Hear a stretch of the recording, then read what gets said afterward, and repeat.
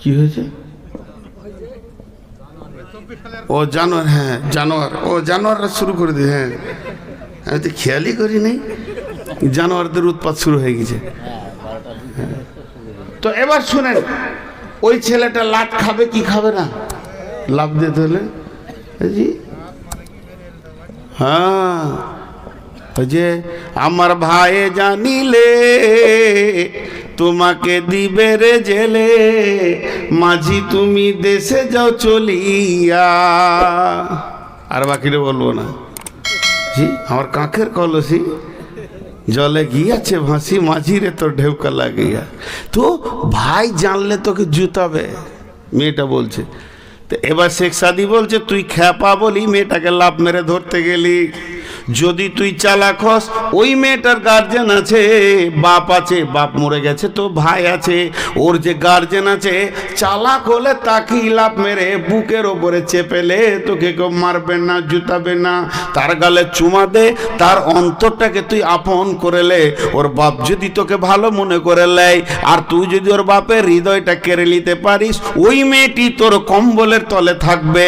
আর যারা মারতো তোকে, ওর ভাইয়েরা, ওদেরকে শালা বলে ডাকবি, সারা জীবন জান ভরে যাবে। অতএব চালাক হলে মেয়ের গায়ে হাত দেওয়ার আগে মেয়ের বাপকে ধরে লাও। শেখ সাদি বলছে পৃথিবী যদি তোদেরকে ভালো লাগে রে, পৃথিবীকে ধরতে যাস না। জাহান্নামের মেরে, জাহান্নামের ফেরেশতারা মেরে তোকে লাথিয়ে লম্বা করে দেবে।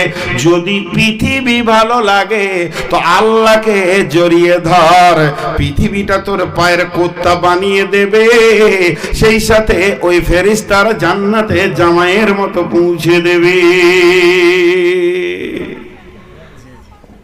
পৃথিবীকে লাভ মেরে ধরতে যাস না। আজ পর্যন্ত কেউ ধরতে পারেনি। সূর্য ধরা সম্ভব, কিন্তু ছায়া ধরা সম্ভব নয়। তারপরেও কাছে আছে। সূর্য ধরা সম্ভব রকেট নিয়ে, কিন্তু ছায়া ধরা, কিন্তু আছে কে কাছে? ছায়া। বলছে পৃথিবী ছায়ার মতো, তুই এক লাফ মারবি, তো আর এক লাফ মারবে, পাগল হয়ে যাবে। একে আজ পর্যন্ত পৃথিবীর ইতিহাসে আজকে একটা দাগ টেনে দে, মানে 1 জানুয়ারি ঢুকে গেল, তো 23 সাল যে চলে গেল 2 মিনিট আগে, তো এখান থেকে দাগ মেরে দিয়ে প্রথম থেকে আজ পর্যন্ত 23 সাল পর্যন্ত কেউ পৃথিবী কিনে শান্তি পায়নি, তুইও পাবি না। এটা শেখ সাদি বলল।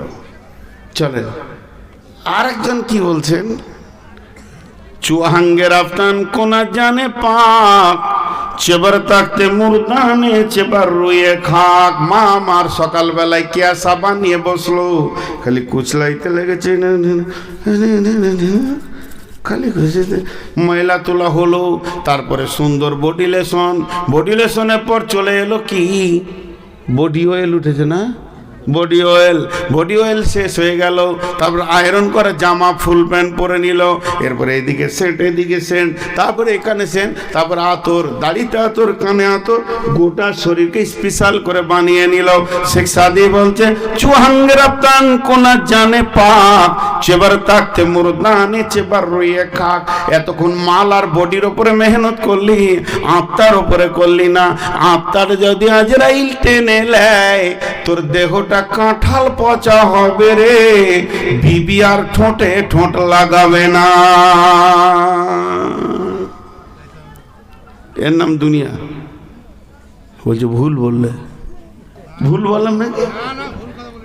ও তাই ভালো, আমি বুড়িয়ে গেছি, কম শুনছি এখন, খালি উল্টে শুনছি, তাই হবে কি হবে না। দেখেন শেখ সাদির কথা গেল। এবার চলেন আরেকটা মুফাসসিরের কথা বলবো, দেখ কবি নজরুলের কথা বলবো। একটা মুফাসসির বলছে এটা একটা গাছ, গাছে একটা ডাল, মা বোনেরা মা বোনেরা আবার জানুয়ারি শুরু করলে নাকি? আছে। এটা একটা গাছ, এই গাছের একটা ডাল, এইটা একটা গাছ, গাছের একটা ডাল, এইখানে একটা লোক ঝুলছে, আর ওর পায়ের কাছে একটা ক্ষুধার্ত বাঘ খালি হাউ হাউ করে হুঙ্কার ছাড়ছে। আল্লাহ, বাঘকে বেশি ভয় না ইঁদুর বেশি ভয়? বাঘকে ভয়, ইঁদুরকে মানুষ তেরে দৌড়ে মেরে দেয়, বাঘের কাছে যাই না। তো বাঘকে বেশি ভয়, একবার করে দেখছে আর বলছে আল্লাহ কি করবো আল্লাহ, হাতটা যদি ছেড়ে দিয়ে হাত পা ভেঙেও বাঁচতো, বাঘের জন্য ছাড়তে পারছে না। দুইটা বাজু একদম অসার হয়ে গেছে, আর উঠতে পারছে না। তা উঠি বা লাভ কি হবে, যে ডালটা ধরে ঝুলছে ওই ডালের গোড়াটা আবার দুটো ইঁদুরে কাটছে। বাঘের থেকে ইঁদুর আবার ডবল কাজ চালাইছে এখন। জি, বাঘের থেকে ইঁদুর এখন ডবল কাজ চালাইছে, ইঁদুরে কাটছে কট কট করে। বলেন আপনারা মুখ খুলেন, ওই লোকটা হাসতে পারবে কি? ওকে যদি বলে কাল বউ দেখতে যেতে পারবে কি? ওই লোকটা সিডি টিভি দেখতে পারবে কি? ওই লোকটা জানুয়ারি করতে পারবে কি? কিছুই ভালো লাগবে না, খালি মদ চোখে দেখবে। তো উনি বলছেন এই ডালে আমরা সবাই চেপে আছি। গাছটার নাম আম গাছ, জাম গাছ, পেয়ারা গাছ, অর্জুন গাছ, নিম গাছ, শাল গাছ, এই গাছ ও গাছ নয়। গাছটার নাম হচ্ছে আয়ু। আয়ু নামে গাছে প্রত্যেকটি মানুষ আমরা চড়ে বসে আছি, নারী পুরুষ। ওই আয়ু নামে গাছের একটা ডালের নাম হচ্ছে বয়স। বয়সের ডাল ধরে আমরা ঝুলছি। আজরাইল প্রতিনিয়ত হুঙ্কার মারছে, আর আমার বয়সের ডালটা দুইটি ইঁদুরে কাটছে, একটা কালো ইঁদুর আর একটা সাদা ইঁদুর। সাদা ইঁদুর বলতে দিন, কালো ইঁদুর বলতে রাত।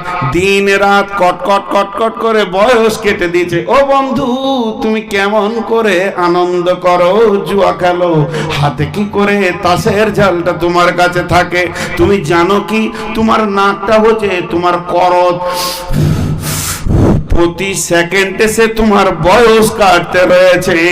আল্লাহ তোমাকে হায়াত দিয়েছে, আর হায়াতের ডাল কাটার জন্যে একটা দুই মুখ করো তোমার চোখের সামনে লাগিয়ে দিয়েছে। নিঃশ্বাস নিলেও বয়স কাটছে, নিঃশ্বাস ফেললেও বয়স কাটছে। অতএব কেমন করে তুমি আনন্দ করো। আর আজি তুম বিল হায়াতি দুনিয়া মিনাল আখিরা ফামা মাতাউল হায়াতি দুনিয়া ফিল আখিরাতি ইল্লা কালিল।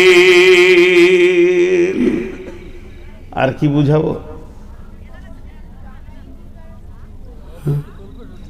জি, তুমি সবই তো মেয়েদের বলে, মেয়েরা বাদ নাকি? মেয়েরা মরবে না? অমর, অমর সবাই মরবে। এবার কবি নজরুল কি বলছে দেখেন। আপনাদের এই গ্রামের একটা ছেলে কুয়েতে থাকে, 20-25 বছরের পর এসেছে। টাকা ট্রাকে করে বইতে হবে, এত টাকা দিয়েছে আল্লাহকে। ট্রাকে কোটি কোটি টাকা আল্লাহ কোথা থেকে দিয়েছে। যখন ঘর বানাবে তো জায়গা পছন্দ হচ্ছে না, কলকাতা, দিল্লি, চেন্নাই ঘুরে বেড়াচ্ছে খালি প্লেনে প্লেনে, জায়গা পছন্দ হচ্ছে না। কে বলেছে চো কাটোয়াতে জায়গা দেখি, নদী পার হতে গিয়ে বৈশাখ মাসে নদীটা ছোট হয়ে গেছে, আর সাদা বালিটা দেখে বলছে এইটাই পছন্দ। জায়গাটা ঠিক করেছে পছন্দ, ইঞ্জিনিয়ারকে নিয়ে যে বলছে এইখানে মাপ, ঘর হবে, বাংলা হবে, গাড়ি ঘর হবে।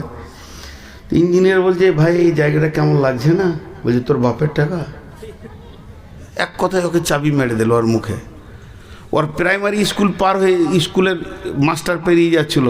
কি সেলিম, কখন এলে বাবা? বলে 1 মাস হলো স্যার আসা। এখানে কি করছো? বলে বাড়ি বানাবো। এই নদীর মাছ। স্যার যান, আপনার বাপের টাকা লাগে। যে যা বলে তাকে একটাই উত্তর দেয়, তোর বাবার টাকা। হ্যাঁ, ওর টাকার গরম আর সহ্য হয়েছে না। কবি নজরুল বলছে কার বুদ্ধি কেউ দিতে যাস না, যা কিছু করবো। একটা কবিতা শুনিয়ে দে ওকে।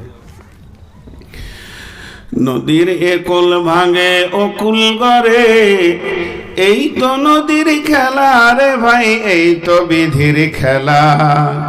সকাল বেলায় আমি রে ভাই ফকির, সন্ধ্যা বেলা নদীর কুল ভাঙে অকুল করে, এই তো নদীর খেলা রে ভাই, এই তো বিধির খেলা। সকাল বেলায় আমি রে ভাই ফকির, সন্ধ্যা বেলা মনরে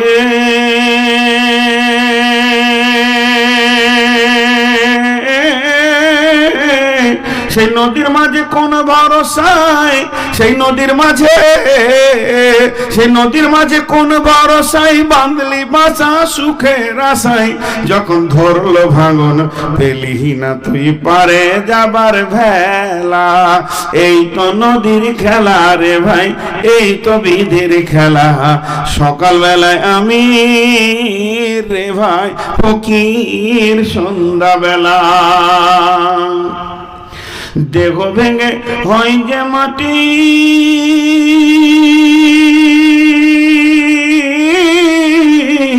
দেহ ভেঙে হয় যে মাটি, মাটিতে হয় দেহ। যে কুমারে গর্ল দেহ তার খোঁজ লিলি না কেহ। রাতে রাজা সাজে নাট মহলে, দিনে ভিক্ষা মেঘে পথে চলে। শেষে গোরস্থানে গিয়া দেখি সবই মাটির ঢেলা। এই তো নদীর খেলা রে ভাই, এই তো বিধির খেলা।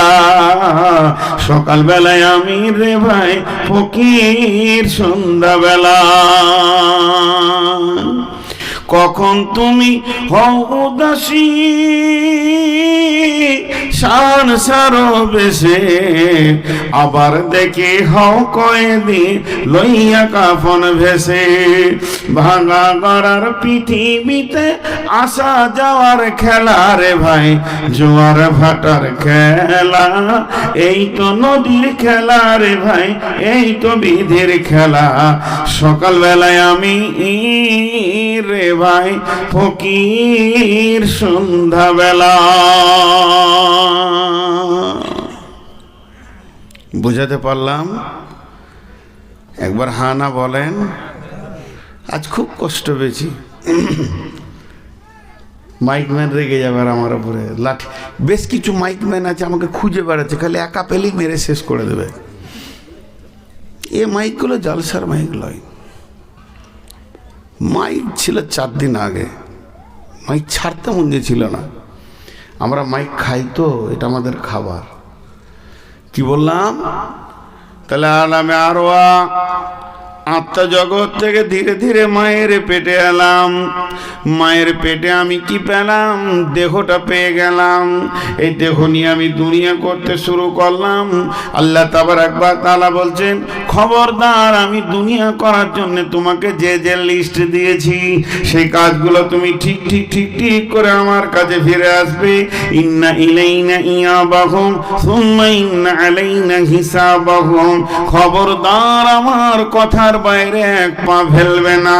ভাইরা আমার, আপনার মসজিদে আমি ইমাম, একটা ছেলেকে ডাকলাম, বাবা রফিকুল শোনো, তোমাকে 500 টাকা দিলাম, 5000 টাকা দিলাম, একটা গাড়ি আছে অমুক হাজির বাড়িতে, আব্দুল সালামের বাড়িতে, গাড়িটা নিয়ে নাও, হুন্ডা গাড়ি আছে, ওই গাড়িটা নিয়ে তুমি সোজা চলে যাও। কোথায়?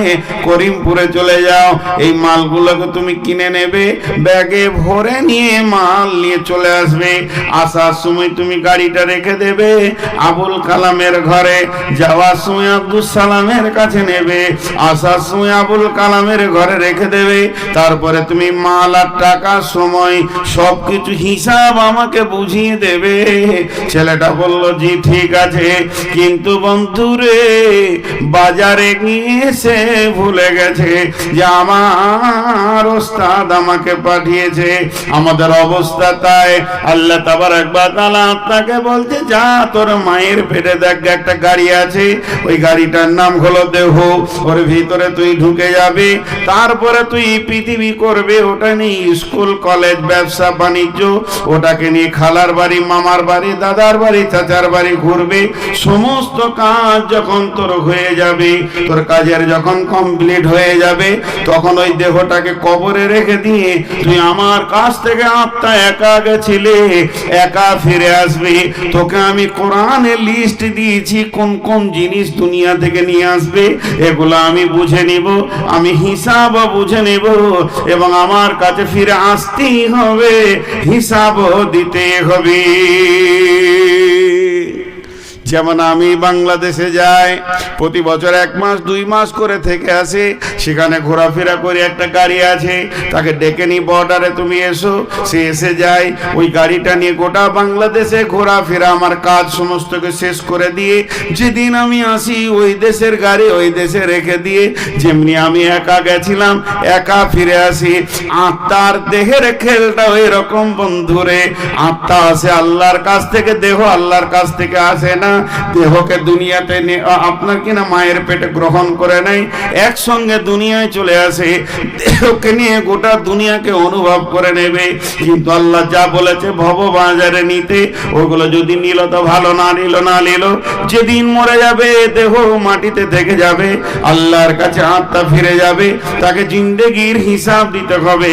আল্লাহ তাবারাক ওয়া তাআলা বলছেন, তোরা যখনই কি হচ্ছে তোদের, তোরা দুনিয়া নামে জগতে যখনই পৌঁছে গেছিস তখন রবের কথা তোরা ভুলে গেছিস, তোরা এত আত্মহারা হয়ে গেছিস, তোদের রব যে তোদেরকে পাঠিয়েছে কোনো কাজ দিয়ে এটা তোদের মাথাতেই আর থাকছে না।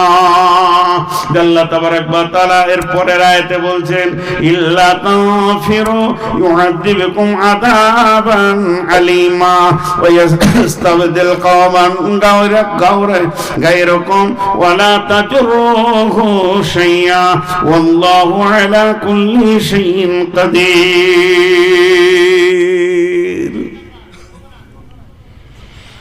একটা আয়াত বললাম, আবার 3খানা আয়াত পড়েছি, আর একটা আয়াত পড়লাম, একটা উদাহরণ দিব, গোটা আয়াতটা ঢুকে যাবে, বেশি আপনাদেরকে ভেজালে নিয়ে যাব না। 3 মিনিট আয়াতটা শেষ করে দিব। মেন ভেজাল ছিল এই দুনিয়ার বিষয়টা। আল্লাহ বলছে, বান্দা শোন, তোদেরকে যখন জালসায় ডাকা হয়, তোদেরকে যখন মসজিদে ডাকা হয়, মাদ্রাসায় ডাকা হয়, তোদেরকে যখন দিনের দিকে ডাকা হয়, দান খায়রাতে ডাকা হয়, মেয়েদেরকে পর্দায় ডাকা হয়, তখন তোর জমিনকে আঁকড়ে ধরে বসে যাস। তাহলে শুনেলে, এতই যদি জমিনের পৃথিবীর প্রেমে পড়ে যাস আর আখিরাতকে ভুলে যাস, ইল্লা তানফিরু ইউআযিবকুম আযাবান আলীমা, তোরা যদি আল্লাহর রাস্তায় না বের হস, আল্লাহর ডাকে যদি সারা না দিস, আল্লাহ যে যে যেমন করে চলতে বলেছে ওরকম যদি না চলিস, তাহলে শুনেলে ইউআযিবকুম আযাবান আলীমা, আল্লাহ তোদের উপরে কঠিন আযাব পাঠাবে। ওয়া ইস্তাবদিল কওমান গায়রাকুম ওয়া লা তাজুরুহু শাইআ, আল্লাহ অন্য কওমকে দিয়ে তোদের কাজ করে নেবে, এটা আল্লাহর কাছে কোনো ব্যাপার নাই। ওয়াল্লাহু আলা কুল্লি শাইইন কাদির, আল্লাহ বলেন সমস্ত জিনিসের উপরে ক্ষমতাবান। একটা উদাহরণ দিব খালি। হাজি সাহেব 2টো গরু কিনে নিয়ে এসছে, গরু চাষ করবে না, শুয়ে গেছে, ধরে জবাই করে জালসার দিন বিক্রি করে দিল। তা বলে কি চাষ বন্ধ হয়ে যাবে? না, অন্য গরু নিয়ে করবে, অন্য গরু নিয়ে করবে। আল্লাহ বলছে, তোদেরকে আমি দায়িত্ব দিয়েছিলাম, তৈরি কর, মসজিদ তৈরি কর, মাদ্রাসা তৈরি কর, কোরআনের প্রচার কর, তাবলীগ কর, গোরস্থান রেডি কর। এটা তো আসল জায়গা রে ভাই, ওটা তো আসল জায়গা। কিন্তু এগুলো তোরা যদি না করিস তাহলে আযাবে আলিম তোদেরকে দেওয়া হবে, তোদের পরিবর্তে অন্য কম কি দিয়ে দিনের কাজ করে নেওয়া হবে। এটা আল্লাহর কাছে কোনো ব্যাপারই নেই, কিচ্ছুই নেই আল্লাহর কাছে, এটা ছোট্ট জিনিস। আল্লাহ এর পরে কি বলছেন, ইল্লা তানসুরুহু ফাকাদ নাসারাহুল্লাহু ইদ আখরাজাহুল্লাযীনা কাফারু সানিয়া ইসনাইনি ইদ হুমা ফিল গার ইদ ইয়াকুলু লিসাহিবিহি লা তাহজান ইন্নাল্লাহা মা'ানা ফাআনজালাল্লাহু সাকিনাতাহু আলাইহি ওয়া আইয়াদাহু বিজুনুদিন লাম তারাওহা ওয়া জা'আলা কালিমাতাল্লাযীনা কাফারুস সুফলা ওয়া কালিমাতুল্লাহি হিয়াল উলিয়া ওয়াল্লাহু আজিজুন হাকীম। ভাইরা আমার, আছেন তো গোটা 10, এতে যদি 6টা দাঁড়িয়ে যান, প্রথম থেকে ক্ষত দিল নিয়ে বকছি, কিছু বলার নেই। কিন্তু আপনারা যে আমার কাছে কম দামি তা নন, তাহলে আমি বক্তব্য করতাম না। অনেক অনেক অনেক দামি। অতএব সবাই যদি চলেই যান তা আমি আর বসে থেকে কি করি? জি, এক এক করে যেতে শুরু করেছেন। আর জালসা কমিটি দেখেন, এখানে উদ্দেশ্য লিখে দিয়েছে গোরস্থানের উন্নতি কল্পে।